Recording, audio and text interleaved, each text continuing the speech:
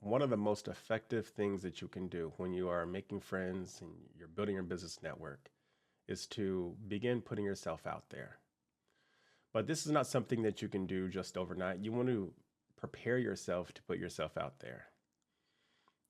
One of the first things that you should be doing is begin working on your presentation, your image. This goes into the types of clothes that you wear, how you do your hygiene, the type of grooming routine that you do. In general, you want to be clean cut. You want to look like you've been groomed. You also want to obviously wear clean clothes. If they're wrinkled, put an iron on them. I know there are some people out there who may not be able to afford an iron or may not be able to afford dry cleaning. I get that. There's other ways around it. There's a lot of alternatives out there, but in general, when you get ready to put yourself out there, make sure that you have a clean and a groomed appearance. The second thing that you should be doing when you're getting ready to put yourself out there is work on your health and your physical and your mental and your spiritual fitness. This goes into the types of food that you eat. Make sure they're eating as healthy as possible, fruits, vegetables, as clean as you can eat. Eat as clean as you can. I know there are a lot of people who don't have a budget for it. You go to the store and like the healthy food is a lot more expensive than the food that is not so healthy. But definitely invest in as healthy foods as you can.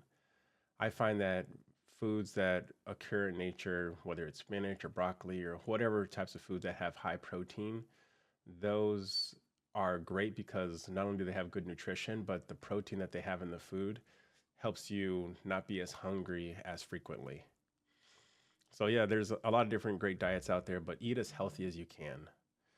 The second part to that is make sure that you exercise. This could be doing sit ups in the morning, doing push ups, running in place, or running outside, taking a walk, going for a hike, hitting the gym. There's a lot of different physical activities that you can do.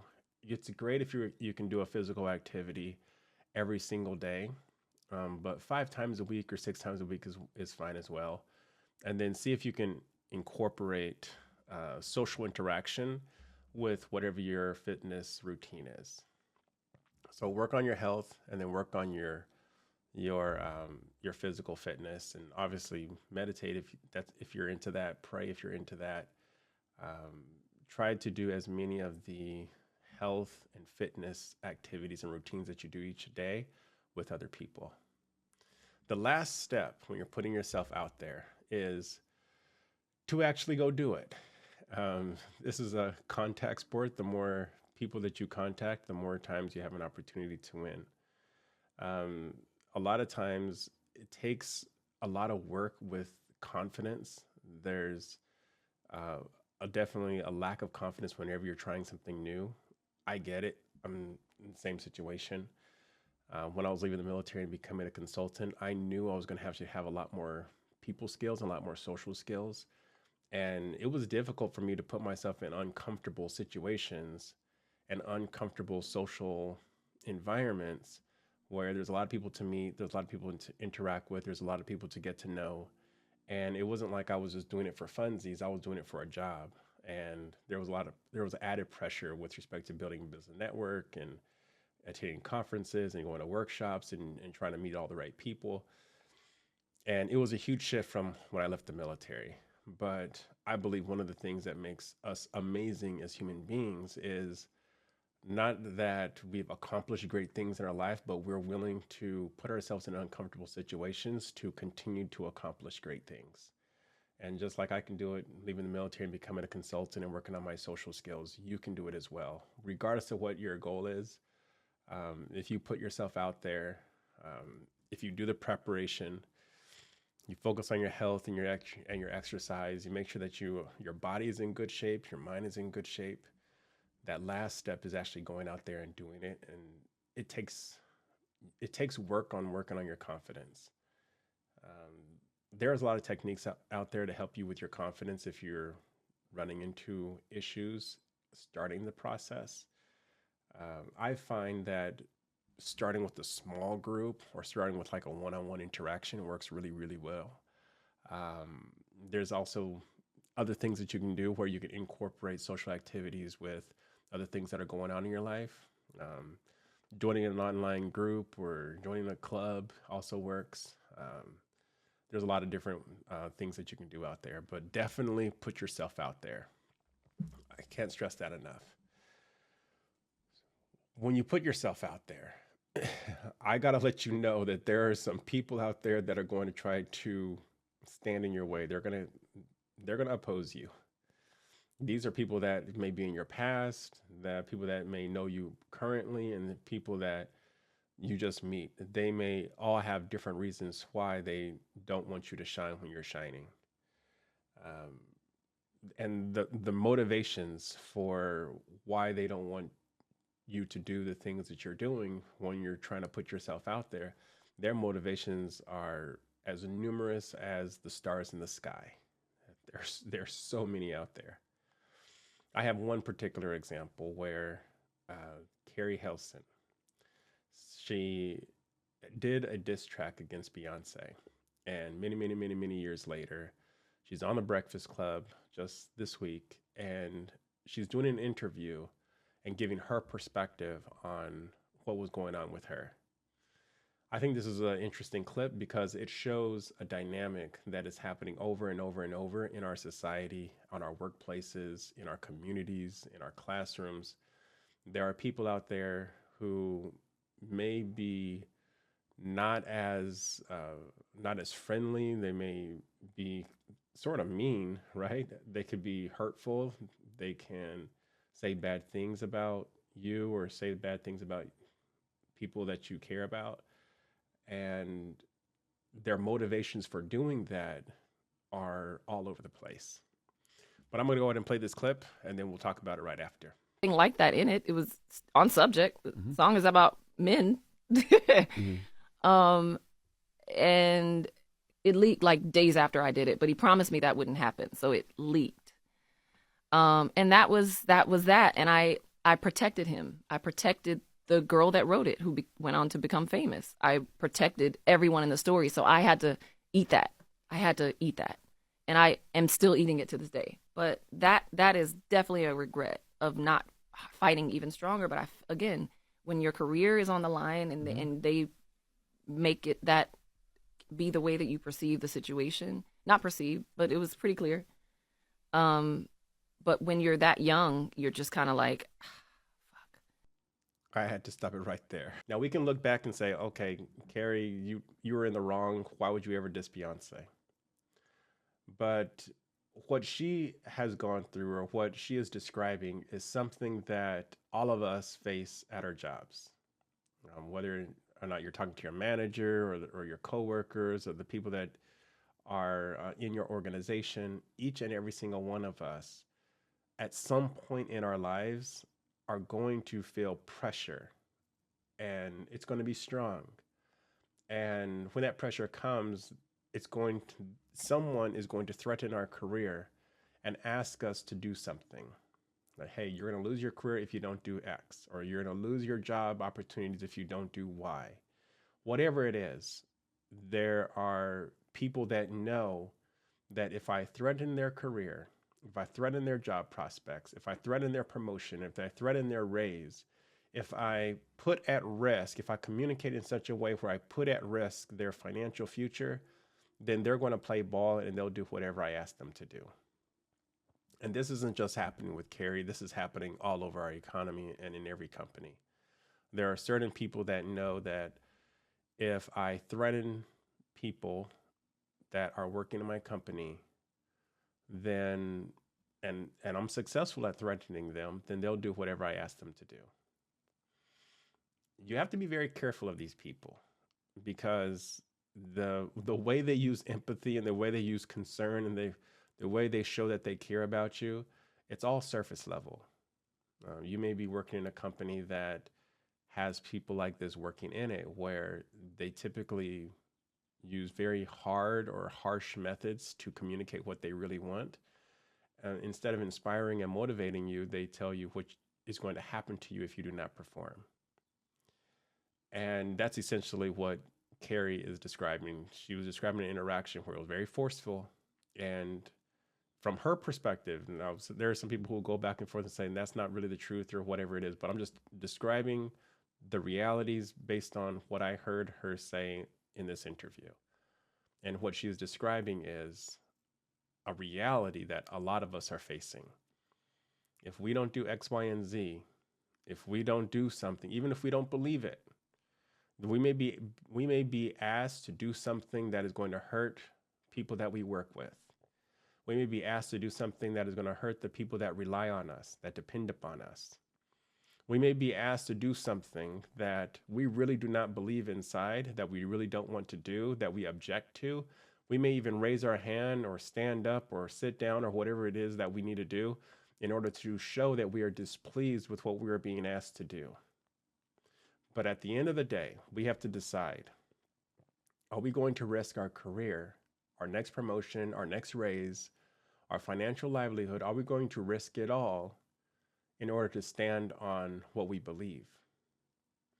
And obviously, Keri, she's talking about this in this interview. So many years later, even though she did the diss track against Beyonce, she still lives with that regret. The regret that she didn't fight hard enough. You can listen to the entire interview. I'll do the link. But this is such a huge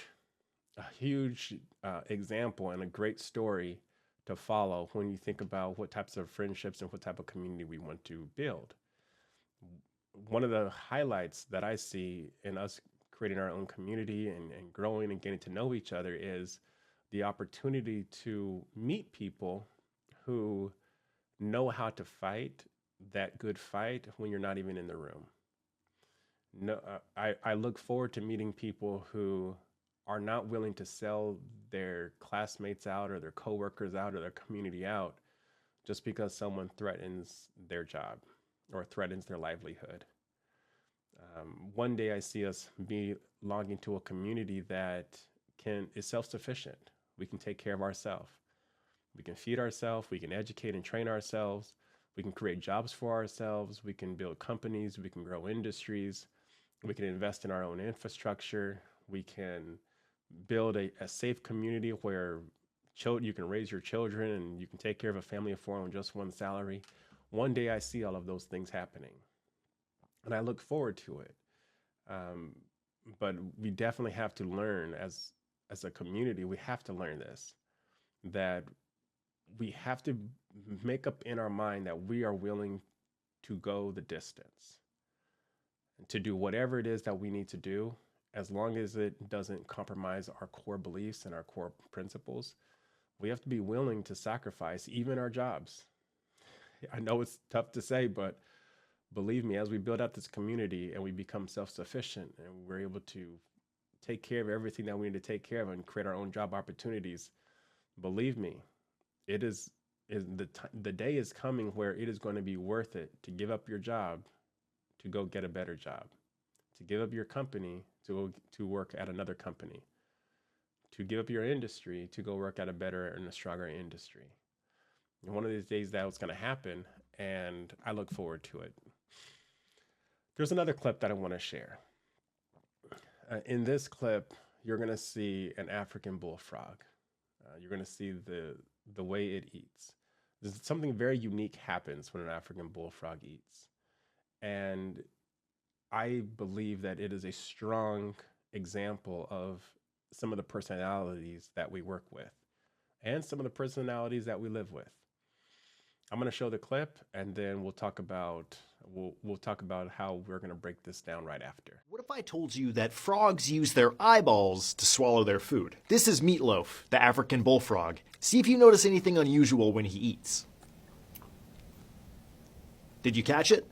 While swallowing, his eyes closed and appeared to sink into his skull. What you're seeing is Meatloaf using his eyes to help push food down his throat. This is something called an accessory swallowing mechanism, and it's common across nearly all species of frogs and toads.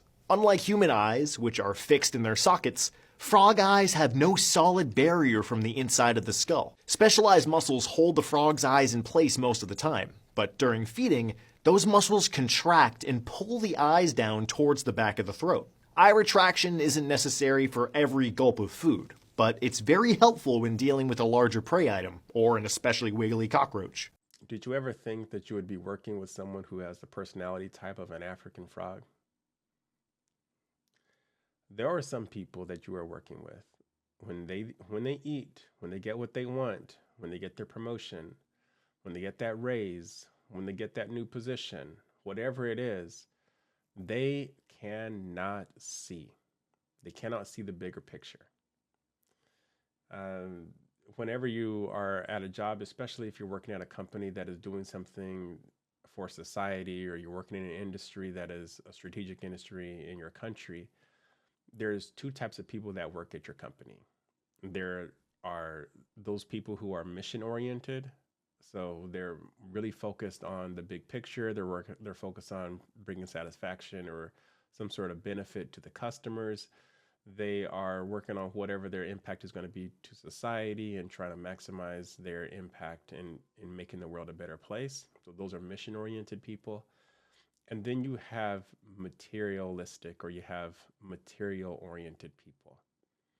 These are the people that are motivated by how much money they're going to make, how much things they're going to buy, how much wealth they're going to create. Whatever it is, they're focused on the things in life. And then there's, like I said, the other people who are focused on the mission. You may be working in a company that has both of those types of people in different management positions and in different levels of the company. You might be working with someone in a company that has a CEO who's very mission oriented, but then a manager or senior manager that is very materialistic. Depending on what you're working with and what types of personalities are in your company, you may be working with someone who has a personality type of what has just been described here, which is that African bullfrog. One thing that I've noticed is when that frog eats, the eyes retract so much they almost completely close. And that's exactly the personality type that a lot of people are working with. When someone gets a promotion or they get their raise that they've always wanted, and when whatever is the goal is that they've been working toward there for the last however many years of their life, when they are about to eat, when they're about to get the thing that they've been working so hard for, they completely lose their eyesight.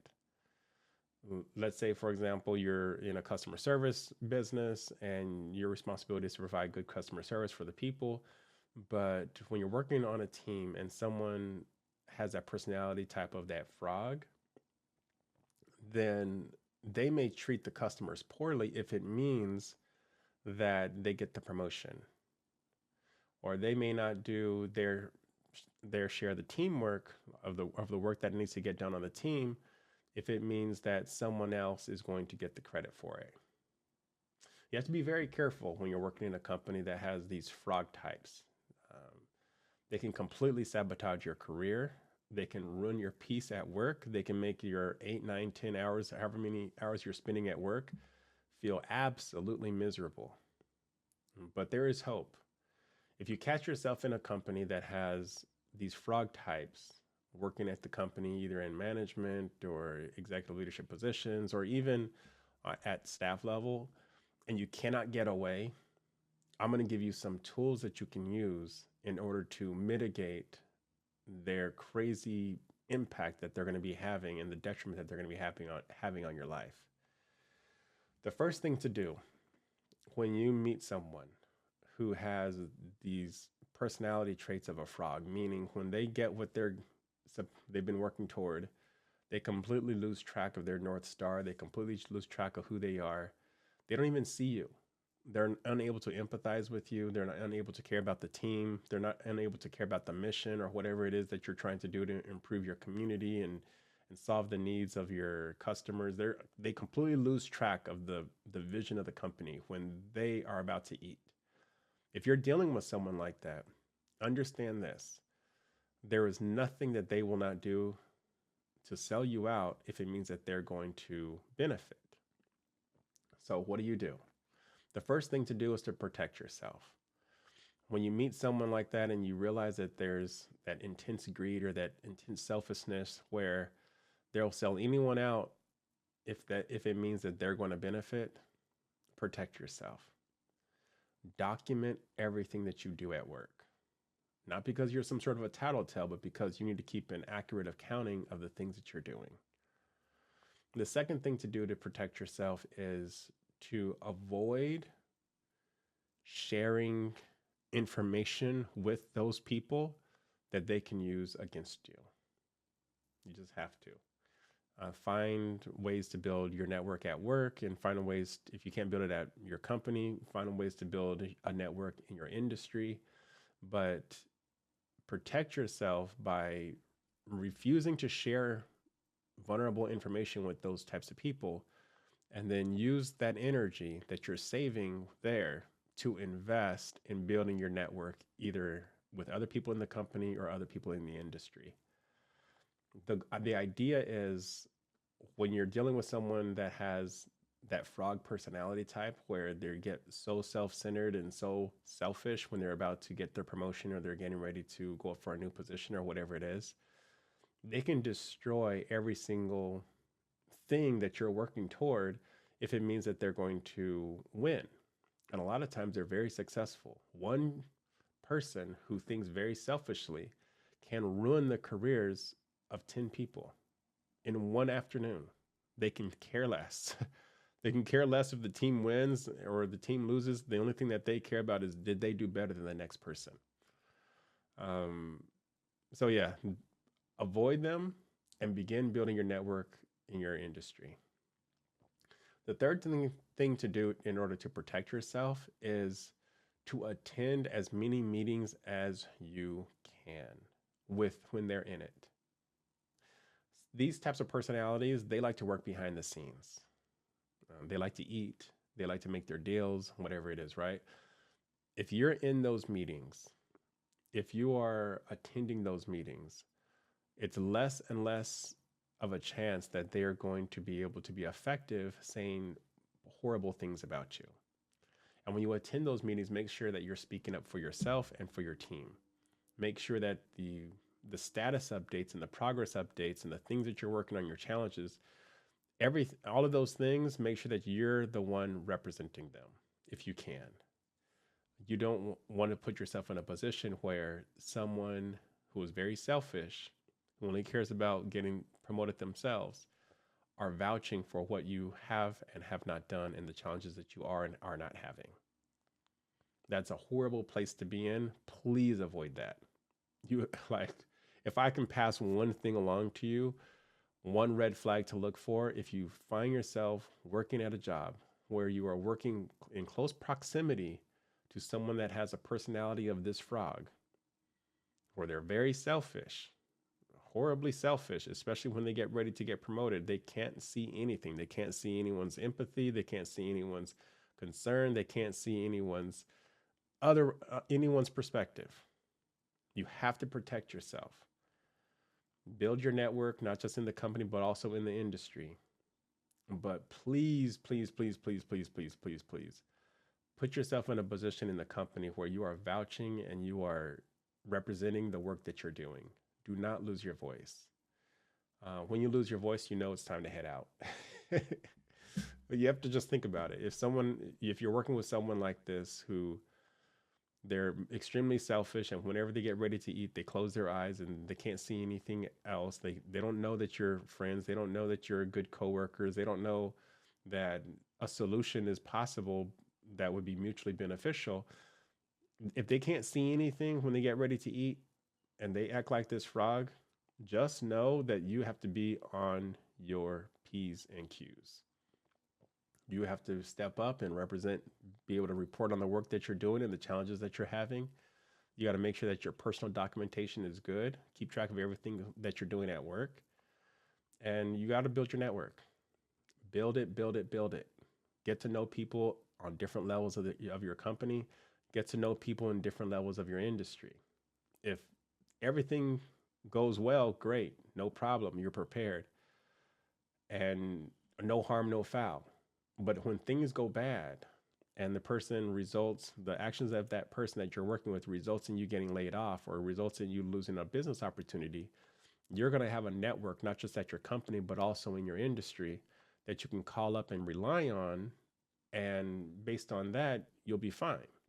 because they'll see you like, hey, I've always wanted to work with you. You seem like a really nice person, so on and so forth. Why don't you come on over? Because you've invested in building that network, because you have been upfront with them to say, hey, look, I'm working with some people. They're quite toxic. I'm trying to make it work. We're going to see what's what. But if there's a business opportunity, you let me know. I'll come on over to your company. If you're able to build your network out with hiring managers and with people who are on your level and above, and just the people that are working at all the different companies in your industry, then you're going to be prepared for the next downturn. And that's what I want you to be. I want you to be able to go to work Monday through Friday, 40, 50, 60 hours a week, however long you're working. But I want you to have that confidence that even if it doesn't work well at your current company, other companies are out there and they're willing to want to hire you. Consider this your wake-up call. Begin building your network. Begin putting yourself out there.